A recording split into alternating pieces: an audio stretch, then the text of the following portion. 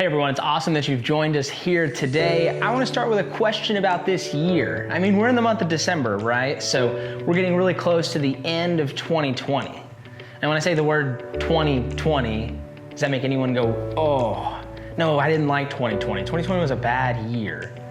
I mean, for me, I wouldn't say 2020 was a bad year. Some really good things happened this year. But when the pandemic started and we were all at home, I mean, all of us were at home because I was living in a house with my wife and two of our friends who live with us. So there were 4 adults in one house. Imagine if you had 4 parents living in your house. That'd get kind of crazy, right? And there were times where we really didn't like each other very much and we would get annoyed with one another. But then there were also some really, really good times. We'd cook dinner together and have a meal together. We'd play board games together. We'd have movie nights. Anything we could do to pass the time. So there were some really good times.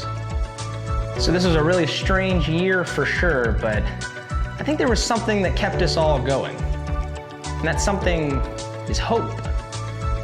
See, hope is a word that's thrown around a lot this time of year. With Jesus and Christmas coming, Jesus is our hope, right? What's been your hope in 2020 so far? When we go to the Bible for an answer, we see people who tried to find their hope a lot, especially people in the Old Testament who didn't really have a ton of hope and they were waiting for something else. They were waiting for something bigger, this new king. So let's see what the prophet Isaiah has to say about it. There won't be any more sadness for those who were suffering. In the past, the Lord brought shame on the land of Zebulun. He also brought shame on the land of Naphtali. But in days to come, he will honor Galilee, where people from other nations live. He will honor the land along the Mediterranean Sea, and he will honor the territory east of the Jordan River. The people who are now living in darkness will see a great light. They are now living in a very dark land, but light will shine on them. Lord, you will make our nation larger. You will increase our joy. They will show you how glad they are. They will be as glad as people are at harvest time. They will be glad as warriors are when they share the things they've taken after a battle.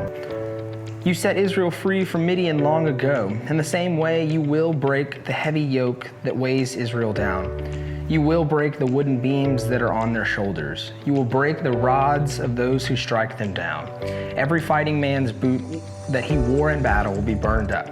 So will every piece of clothing covered with blood. All of them will be thrown into the fire. A child will be born to us. A son will be given to us. He will rule over us, and he will be called Wonderful Advisor and Mighty God. He will also be called Father who lives forever and Prince who brings peace. There will be no limit to how great his authority is. The peace he brings will never end. He will rule on David's throne and over his kingdom. He will make the kingdom strong and secure. His rule will be based on what is fair and right.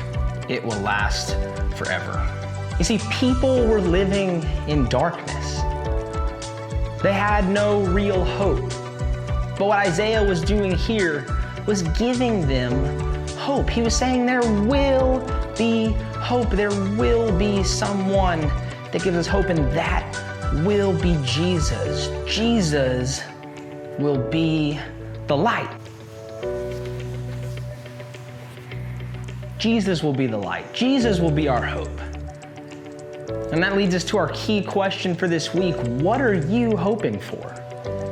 And not what are you hoping for Christmas? What are you know, because maybe you're hoping you get the PS5, or maybe you're hoping that your team makes it to the championship, or maybe you're hoping you get a good grade on your next test. That's different. What are you hoping for? What are you longing for? What do you want this year? What do you want the end of this year to look like? Whatever the answer to that question is, one thing is true, and that's that we can hope that Jesus will be with us. So, as we start this Advent season, I want you to think about that. I want you to hope in Jesus and make the end of 2020 the best ever.